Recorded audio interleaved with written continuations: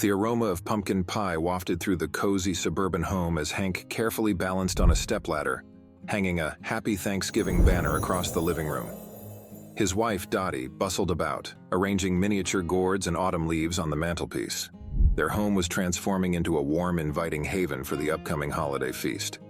Upstairs, in the nursery painted in soft blues and greens, their 6-month-old son Noah slept peacefully in his crib. Beside him, Rusty, their loyal Doberman, sat alert, his ears perked and eyes fixed on the wall near the baby's crib. The dog's usual relaxed demeanor had shifted to one of intense focus, a change that hadn't gone unnoticed by his owners. As the sun dipped below the horizon, casting long shadows across the nursery floor, Hank climbed the stairs, wiping his brow after an afternoon of decorating. He peeked into the nursery, expecting to see Rusty curled up in his usual spot. Instead, he found the dog standing rigid, his nose twitching as he stared at the wall. "Hey, buddy," Hank whispered, not wanting to wake Noah. "What's got you so worked up?" Rusty's only response was a low, rumbling growl that seemed to emanate from deep in his chest. The sound, though quiet, filled the room with an unsettling energy.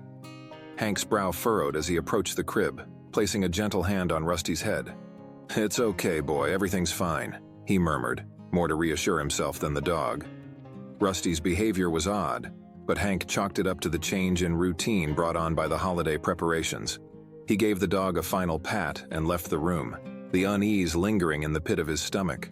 As the week progressed, Rusty's nightly vigil became a source of growing concern for Hank and Dottie. Each evening, as darkness fell, the Doberman would position himself by Noah's crib, his eyes never leaving that same spot on the wall. The low growls became a nightly soundtrack, a constant reminder that something was amiss. "I don't understand," Dottie whispered to Hank one night as they stood in the doorway, watching Rusty's unwavering attention to the wall. "He's always been so good with Noah. Do you think he's jealous?" Hank shook his head, his eyes never leaving the dog. "Rusty's been nothing but protective since we brought Noah home from the hospital. This is different." They tried to go about their routines, but Rusty's behavior cast a shadow over their preparations for Thanksgiving.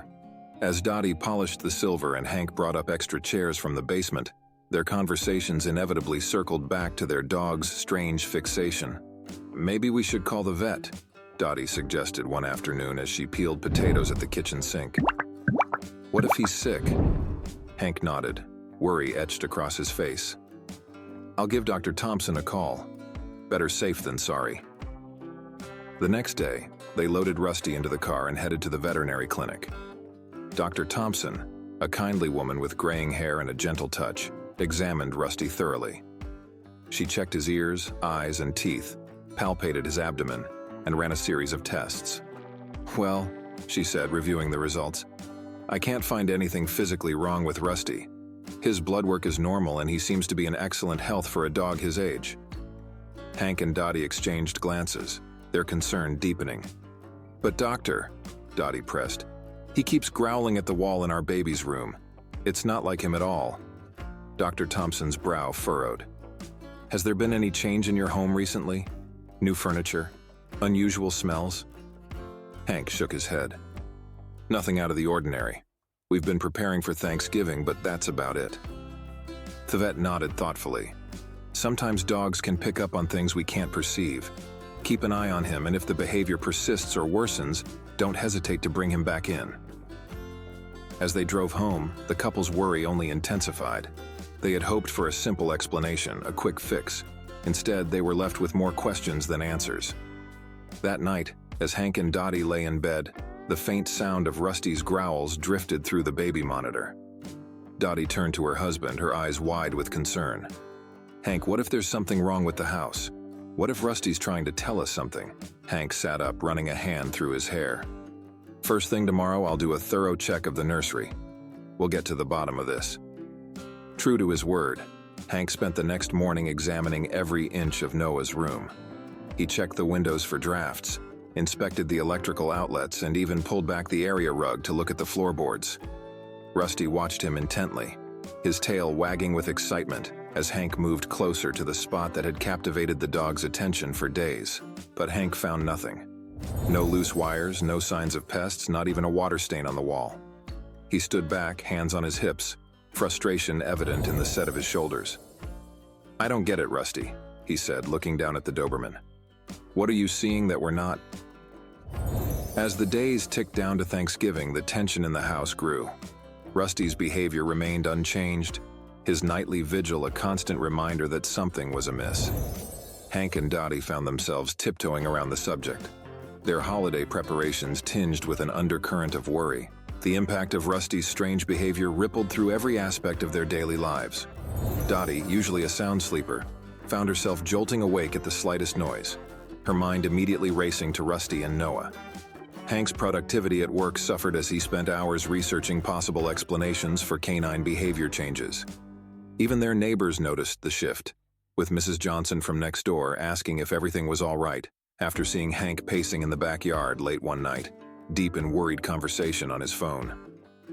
The once joyful anticipation of the upcoming holiday had been replaced by a persistent cloud of anxiety that seemed to follow them from room to room, as omnipresent as Rusty's unwavering gaze on that mysterious spot on the wall.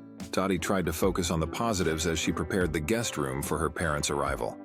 "Maybe it's just a phase," she said, fluffing a pillow with more force than necessary. "Dogs go through weird phases, right?" Hank, who was helping her change the sheets, didn't look convinced. "I hope so, honey, but I can't shake this feeling that we're missing something important." The night before Thanksgiving, as a crisp autumn wind rattled the leaves outside, Rusty's behavior reached a new level of intensity.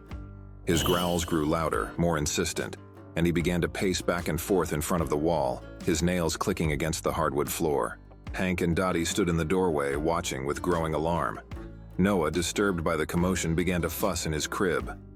As Dottie moved to comfort the baby, Rusty's head snapped towards her, his eyes wild with an emotion that looked almost like desperation.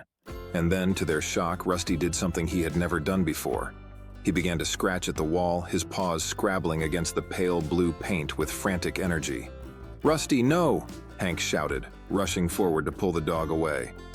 But Rusty was determined, whining and straining against Hank's grip. As Dottie soothed Noah, Hank knelt down beside Rusty, holding the dog's face between his hands. "What is it, boy? What are you trying to tell us?" Rusty's eyes, usually so warm and gentle, were filled with an urgency that Hank couldn't ignore. In that moment, he knew that this was more than just strange behavior.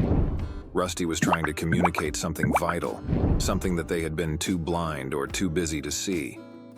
"Dottie," Hank said, his voice tight with resolve, "I think we need to call someone, a professional.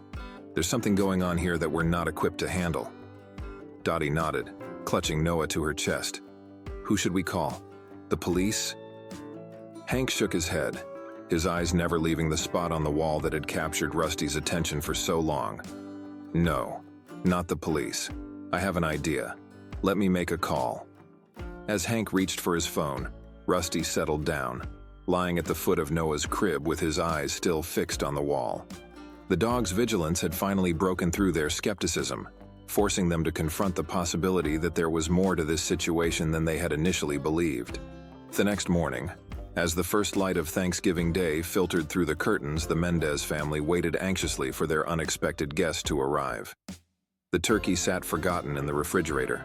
The pumpkin pies cooling on the counter went unnoticed. All thoughts of holiday celebration had been pushed aside by the mystery that had taken over their home. At precisely 9 a.m., the doorbell rang. Hank hurried to answer it, Rusty close at his heels. On the porch stood a man in a crisp uniform, a toolbox in one hand and a clipboard in the other. "Mr. Mendez?" the man asked, extending his hand. "I'm Jim from Apex Pest Control. You called about a possible infestation?" Hank nodded, relief washing over him. "Yes, thank you for coming on such short notice, especially on Thanksgiving." As Jim stepped into the house, Rusty's ears perked up. The Doberman's tail wagged tentatively, his eyes darting between the newcomer and the stairs leading to Noah's room. "So where's this troublesome spot?" Jim asked, adjusting his tool belt. Hank led him upstairs, explaining Rusty's behavior along the way. As they entered the nursery, Rusty bounded past them, positioning himself by the crib and fixing his gaze on the now familiar section of wall. Jim's eyebrows rose as he watched the dog. "Well, I'll be. Your boy here might just have saved you a world of trouble." He approached the wall, running his hand along its surface. Pulling out a small device from his pocket, he pressed it against the wall and listened intently. After a moment, his face grew serious. "Mr. Mendez, I'm afraid your dog was right to be concerned. There's definitely something going on in there." Dottie, who had joined them with Noah in her arms, gasped. "What is it? Is it dangerous?" Jim shook his head. "Not immediately dangerous, ma'am, but it could have been if left unchecked. You've got a termite infestation starting up in here." The revelation hit Hank and Dottie like a thunderbolt. They exchanged shocked glances, their minds racing with the implications. "Termites?" Hank repeated, his voice barely above a whisper. "But how? We've never had any signs." Jim nodded understandingly. "That's the tricky thing about termites. By the time you see visible signs, the damage is usually extensive. But your dog here," he gestured to Rusty, who was still standing alert by the crib. "He could smell them. Dogs have an incredible sense of smell, you know. He's been trying to warn you this whole time." Jim pulled out a small, high-tech device from his tool belt and began scanning the wall methodically. The device emitted a soft, rhythmic beeping that grew more insistent as he moved closer to Rusty's fixation point. "This here's an acoustic emissions detector," Jim explained, noticing Hank and Dottie's curious looks. "It can pick up the sound of termites munching away inside the walls." He pressed a button, and suddenly the room was filled with a cacophony of tiny clicks and crunches. Dottie's hand flew to her mouth in shock while Hank's face paled visibly. Rusty, for his part, cocked his head at the familiar sounds, as if to say, "See, this is what I've been trying to tell you." Jim nodded grimly. "Yep, you've got a full-blown colony in there. But thanks to your four-legged early warning system here, we've caught it before they could do any serious structural damage." The realization dawned on Hank and Dottie simultaneously. All those nights of growling, the fixation on the wall, Rusty hadn't been acting out or being difficult. He'd been protecting their home, their baby. "Oh, Rusty," Dottie breathed, tears welling in her eyes. She knelt down, wrapping one arm around the dog while still holding Noah. "You've been such a good boy. We're so sorry we didn't understand." Hank swallowed hard, emotion tightening his throat. He reached down to ruffle Rusty's ears, his touch full of gratitude and apology. Jim cleared his throat, bringing their attention back to the matter at hand. "Now the good news is we've caught this early.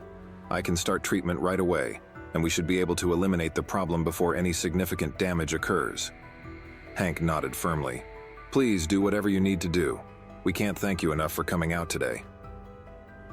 As Jim set to work, carefully removing a section of the wall to access the infestation, Hank and Dottie retreated to the hallway with Noah and Rusty. "I can't believe it," Dottie murmured, looking down at Rusty with newfound awe. All this time, he was trying to protect Noah, to protect all of us. Hank nodded, his hand resting on Rusty's head. "We owe him everything if he hadn't been so persistent." He trailed off, not wanting to contemplate what might have happened if the termites had gone undetected. For the next few hours, the Mendez home was a flurry of activity. Jim worked diligently, treating the affected area and checking the rest of the house for any signs of spread. Hank and Dottie alternated between watching the process and attending to last-minute Thanksgiving preparations, their earlier stress now replaced by a profound sense of gratitude. As the afternoon wore on, the doorbell rang again. This time it was Dottie's parents arriving for the holiday dinner. Hank greeted them at the door, quickly explaining the situation. "My word," Dottie's mother exclaimed, her eyes wide. "What a Thanksgiving this is turning out to be." Despite the unexpected turn of events, the family rallied together.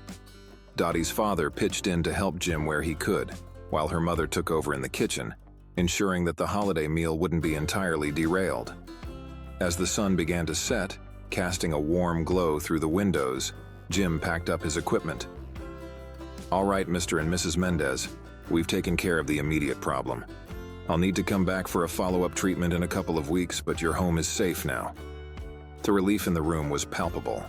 Hank shook Jim's hand vigorously, slipping him an extra tip. "Thank you so much, Jim. You've saved our home and our Thanksgiving." After Jim left, the family gathered in the living room, the aroma of roast turkey and pumpkin pie filling the air. Rusty lay contentedly at Hank's feet, his earlier agitation replaced by a calm alertness. "Well," Dottie's father said, raising his glass, "I think we have a lot to be thankful for this year. To Rusty, the hero of the hour." Everyone raised their glasses in a toast to the Doberman, who perked up at the sound of his name. Rusty's tail thumped against the floor, his eyes shining with the simple joy of a dog who knows he's done well. As they settled around the dining table, the conversation flowed freely, punctuated by laughter and exclamations of delight at the food. But throughout the meal, Hank and Dottie's eyes kept drifting to Rusty, who had taken up position near Noah's high chair. "You know," Hank said softly to Dottie as they cleared the dishes later that evening, "I've always known Rusty was special, but this is something else." Dottie nodded, her eyes misting over again. "He's more than just a pet, Hank. He's family. He protected our family when we didn't even know we were in danger." As the night drew to a close and their guests prepared to leave, Hank and Dottie stood in the doorway, waving goodbye. Rusty sat between them, his posture proud and alert. "What a remarkable dog you have," Dottie's mother said, giving Rusty a final pat. "You're very lucky." Hank smiled, looking down at Rusty with affection. "We certainly are. He's taught us a valuable lesson about trust and instinct." After the door closed and the house fell quiet, Hank and Dottie went through their nightly routine.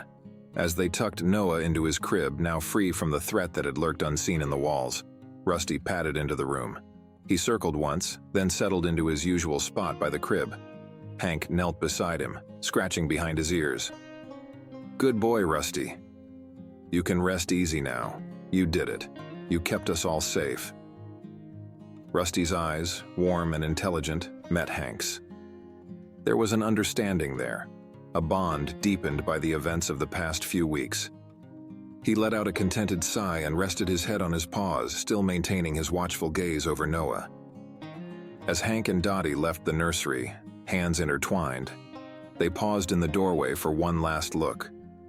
Noah slept peacefully, and Rusty lay guard, a silent sentinel in the soft glow of the nightlight. In that moment, the true meaning of family, of unconditional love and protection, settled over them like a warm blanket. This Thanksgiving had brought unexpected challenges, but it had also revealed the incredible depth of Rusty's devotion. As they closed the door softly behind them, leaving Rusty to his noble vigil, Hank and Dottie knew that their lives had been forever changed. They had always loved Rusty, but now they understood him in a way they never had before. He wasn't just a pet, he was a protector, a guardian, an essential part of their family. And as they drifted off to sleep that night, their hearts were full of gratitude for their home, for their family, and most of all, for the loyal Doberman who had shown them the true meaning of heroism. In the quiet of the night, Rusty remained at his post, his ears alert for any sound, his nose twitching at the slightest change in scent. But there was a new peace in his posture, a quiet satisfaction. He had done his job, protected his family, and finally been understood.